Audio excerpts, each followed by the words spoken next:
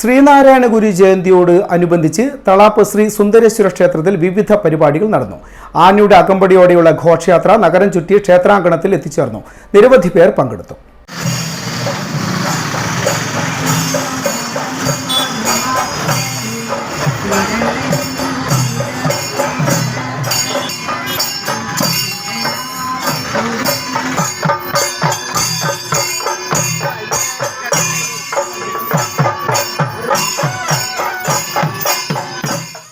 ശ്രീനാരായണ ഗുരു ജയന്തി ആഘോഷത്തിന്റെ ഭാഗമായി കണ്ണൂർ തളാപ്പ് ശ്രീ സുന്ദരേശ്വര ക്ഷേത്രത്തിലേക്ക് മനോഹരമായ ഘോഷയാത്ര എത്തിച്ചേർന്നു. ആനയുടെ അകമ്പടിയോടെയുള്ള ഘോഷയാത്ര കണ്ണൂർ നഗരത്തിലെ ശ്രീനാരായണ പാർക്കിൽ നിന്നാണ് ആരംഭിച്ചത്. തുടർന്ന് ക്ഷേത്ര കമ്മിറ്റി പ്രസിഡന്റ് KP ബാലകൃഷ്ണന്റെ അധ്യക്ഷതയിൽ നടന്ന സാംസ്കാരിക സമ്മേളനത്തിൽ മുകേഷ് കുളമ്പുങ്കാട്ട് ഗുരുദേവ ദർശനം എന്ന വിഷയത്തിൽ സംസാരിച്ചു. തുടർന്ന് ശീവേലി എഴുന്നള്ളത്ത്, ദീപാരാധന എന്നിവയും കലാപരിപാടികളും ഉണ്ടായി.